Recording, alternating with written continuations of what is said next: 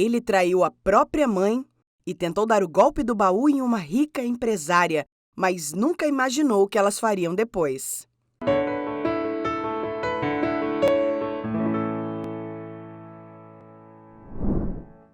Olá, amigos!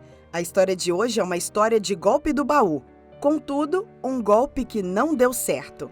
Quando Marco começou a trabalhar na fábrica de biscoitos de sua nova cidade, tudo o que ele queria era deixar para trás um passado de pobreza e falência, uma vez que ele fez de tudo para se tornar um empresário de sucesso, mas nenhum de seus empreendimentos parecia vingar.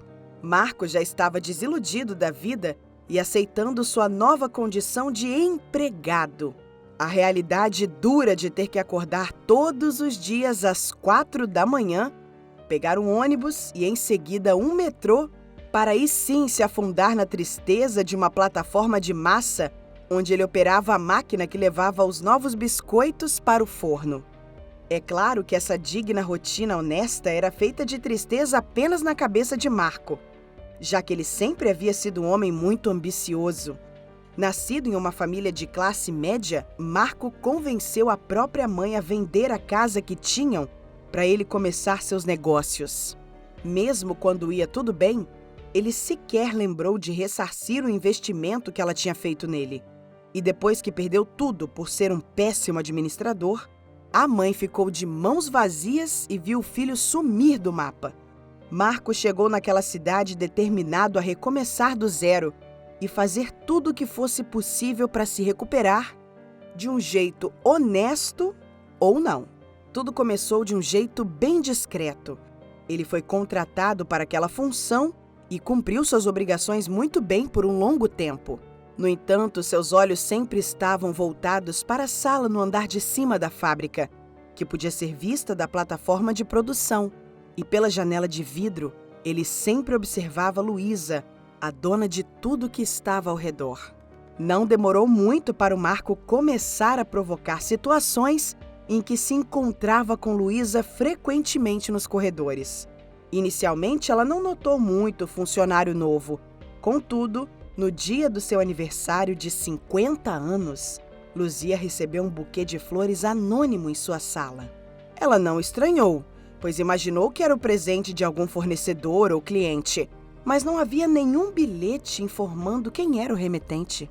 Ela só começou a notar que havia algo estranho quando o segundo buquê de flores chegou na semana seguinte. Dessa vez, havia junto dele um bilhete dizendo: "Seu admirador secreto." Luísa envaideceu-se depois de ler a mensagem. Por muitos anos dedicando-se apenas ao trabalho, ela nem se lembrava da última vez que alguém a tinha cortejado. E isso acabou mexendo com a sua cabeça. O mesmo ritual acontecia em todas as segundas-feiras. Um buquê com uma espécie de flor diferente e um novo bilhete dando uma nova pista para Luísa descobrir quem era seu admirador. Ela estava curiosíssima e nunca imaginou que ele estaria tão perto, até o dia em que um dos bilhetes explicou: "Para saber quem eu sou, basta olhar para baixo, onde o calor de um forno me esquenta, assim como acontece com meu coração quando vejo você." Luísa ficou em choque com a mensagem. E quando virou seu rosto para a plataforma de fabricação, ela viu Marco com um sorriso estampado no rosto, olhando para ela. No fim do dia, Luísa o chamou em particular para deixar claro que, apesar de achar ele um rapaz muito bonito e simpático, ela não poderia continuar nesse jogo, pois ela era sua patroa. No mesmo instante, Marco pediu demissão e disse que estava apaixonado demais para ficar tão perto dela. E mesmo com a insistência de Luísa para que ele repensasse a respeito, ele se manteve firme com a decisão. A culpa pela demissão e curiosidade naquele rapaz fez com que Luísa não o tirasse dos pensamentos. Depois que ele desligou-se da empresa e começou a trabalhar em um pequeno restaurante local, Luísa passou em frente ao estabelecimento por diversas vezes. Marco sempre via o carro dela parando de um lado a outro da rua. E ele sabia que era apenas questão de tempo para que ela caísse em sua lábia. Assim como ele esperava, Luzia um dia tomou coragem e entrou no restaurante onde ele estava agora trabalhando, E dessa vez, foi ela quem o convidou para sair. A verdade é que Marco tinha conseguido realmente fisgar a empresária. Depois de muitos jantares, todos pagos por ela, o rapaz finalmente conseguiu convencê-la de que devia começar uma relação mais séria, pois ele queria ser de fato seu namorado. Luísa não queria apressar as coisas, mas a insistência de Marco foi tão grande que ela acabou não resistindo. Quando ela se deu conta, os anos haviam se passado e o namoro se transformou em algo ainda mais sério. E mesmo um dia prometendo a si mesma que nunca se casaria, Luísa não conseguiu resistir ao pedido e ao anel que Marco rapidamente colocou em seu dedo. Era tarde demais. A data do casamento já estava marcada. Apesar de achar que eles estavam atropelando demais as coisas, Luísa estava apaixonada demais para perceber que Marco nunca mais parou em emprego nenhum desde o dia em que firmaram o relacionamento. Enquanto ela se matava de trabalhar na fábrica, o rapaz mantinha em segredo um projeto que, segundo ele, era o caminho para ele se reerguer no empreendimento que tivera um dia. Só que durante todo esse tempo, quem pagava o aluguel, as compras e até mesmo os investimentos que Marco estava fazendo era Luísa. E ele simplesmente não dava nada em troca, nem mesmo se oferecia para ajudá-la na fábrica de biscoitos. Certo dia, enquanto trabalhava como sempre por trás de sua mesa, Luísa recebeu uma visita inesperada. Uma senhora de idade chegou na fábrica insistindo com segurança que precisava falar com a dona, e Luísa acabou deixando ela entrar. Naquele momento, ao ver a senhora sentada na cadeira em frente à sua mesa, Luísa pensou que se tratava de alguém à procura de emprego, ou até mesmo disposta a pedir algum outro tipo de ajuda. No entanto, a senhora revelou que ela, Luísa, corria um grande perigo naquele exato momento. Luísa ficou alarmada e sentiu vontade de mandar a senhora embora na mesma hora. Contudo, a velha senhora revelou que era mãe de Marco e contou detalhadamente a forma como o filho tinha feito ela vender a própria casa e acabado com o dinheiro por causa de sua ambição desenfreada. É claro que Luísa ficou em choque com cada palavra que a velha senhora dizia, mas tudo ficou ainda pior quando a mãe de Marco exibiu fotografias de família e descobriu que ele não apenas tinha um filho, mas que também ainda tinha um relacionamento com uma mulher que via frequentemente. O chão de Luísa desmoronou sob seus pés.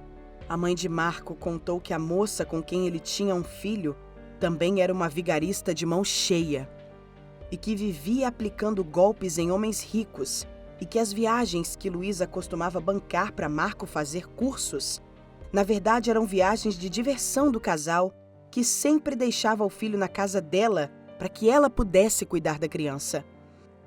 A mãe de Marco então alertou a empresária de que havia escutado os dois armando um plano, que ele logo convenceria a empresária a se casar e que juntos eles se tornariam os donos daquela fábrica de biscoito. A ambição era tanta que eles já tinham até para quem vender a fábrica depois que o golpe fosse dado, e assim fugiriam juntos para o Caribe. Luísa escutou com atenção e com lágrimas nos olhos as palavras da velha senhora. Depois que ela se foi, ela ligou para um antigo amigo que era detetive da Polícia Civil e pediu a ele um grande favor. Era um sábado à tarde quando Luísa convidou Marco para ajudá-la a fazer uns serviços de contabilidade na empresa. Como sempre, o rapaz inventou uma desculpa para se livrar da tarefa, principalmente porque já tinha planos de aproveitar o fim de semana com a sua amante.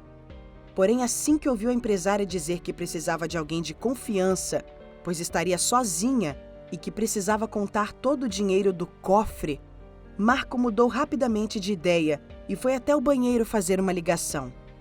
O que ele não sabia era que o amigo de Luísa, que trabalhava na polícia, tinha conseguido um mandato para grampear o telefone do golpista e assim escutou toda a conversa entre ele e a amante, que planejavam roubá-la naquele mesmo dia. Luísa foi com Marco para a fábrica e ela fez questão de deixar ele ver quando ela digitou a senha do cofre. Era uma senha simples, impossível de esquecer, a data do namoro entre os dois. Depois de fazer várias anotações no caderno de contas, Luísa recebeu uma ligação dizendo que ela precisava ir até o escritório do seu advogado para assinar uns papéis. Ela pediu ao namorado para continuar a fazer as anotações, pois só voltaria à fábrica 1 hora depois. Marco então viu sua oportunidade de ouro e disse para ela que fosse sem pressa, que ele tomava conta de tudo. Assim que Luísa saiu da fábrica, ele foi até o computador da empresária e desligou todas as câmeras. Essa decisão que ele tomou achando que estava sendo muito esperto, na verdade foi a sua perdição. E vocês conseguem imaginar como? Não? Não se preocupe, pois agora mesmo eu vou te contar. Assim que Luísa saiu da fábrica, ele ligou para sua amante e deu sinal positivo para que ela entrasse pela porta dos fundos com uma enorme mala de rodinhas.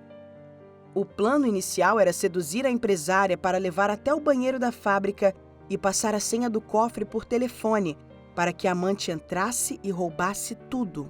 Mas como a própria Luísa tinha deixado tudo nas suas mãos, o roubo ficou muito mais fácil, pois só precisavam encher a mala de dinheiro, colocar no porta-malas do carro e depois Marco bateria em si mesmo para fingir que foi assaltado. E assim eles fizeram. A amante de Marco entrou no escritório da fábrica e ele digitou a senha do cofre. Quando abriram, os olhos de ambos ficaram arregalados ao verem a quantidade enorme de dinheiro que a empresária guardava ali. Um monte de maços de notas de 100 e 50 reais. Enquanto enchiam a mala, Marco calculava em pensamentos que deveriam estar roubando pelo menos 2 milhões. E isso era mais do que o suficiente para sumirem no mundo. Depois que a bolsa não cabia mais dinheiro, Marco espalhou algumas notas pelo chão e bagunçou todo o escritório. Ele levou a amante até a porta dos fundos e deu um beijo nela pouco antes da comparsa entrar no carro e levar o dinheiro para um lugar seguro. Em seguida, ele voltou ao escritório e pegou um peso de papel que usou para começar a bater em si mesmo. Ele se machucou para valer, para que o suposto assalto parecesse o mais real possível. Quando Luísa voltou do escritório do advogado e viu o namorado todo roxo e o escritório completamente revirado, ela perguntou o que tinha acontecido. Marco então começou a contar como 2 homens entraram e desligaram as câmeras. Depois bateram nele quando ele tentou proteger o cofre e assim que o derrubaram no chão, encheram uma mala com o dinheiro que estava guardado e fugiram em seguida. Luísa começou a gargalhar na frente do golpista, que não entendeu nada. Ela ria dele todo machucado, com os olhos inchados e até mesmo cortado em algumas partes do corpo. Enquanto ela prosseguia com seu riso desenfreado, a empresária ligou as câmeras novamente e Marco viu pela tela do computador principal o carro da amante e um monte de viaturas em volta da fábrica. Logo em seguida, o detetive amigo de Luísa entrou com sua comparsa algemada e deu voz de prisão ao golpista, que tinha se machucado todo em vão, pois toda a facilidade do roubo foi um plano de Luísa para que fossem pegos em flagrante. Marco foi levado ao hospital e preso logo em seguida, assim como a amante. Meses depois, quando a dupla de bandidos foi sentenciada por estelionato e formação de quadrilha, Luísa ajudou a mãe de Marco a comprar sua casa de volta, como recompensa por ela ter aberto seus olhos contra o golpe que estava prestes a cair. O que vocês acharam da história de hoje, amigos? Assim como a mãe de Marco, vocês seriam capazes de contar a verdade para Luísa, mesmo que isso entregasse o seu filho? Deixem o que acham sobre isso aqui nos comentários. Ah, e não se esqueçam de curtir, se inscrever no canal e ativar o sininho, pois logo voltaremos com novas histórias. Um grande abraço!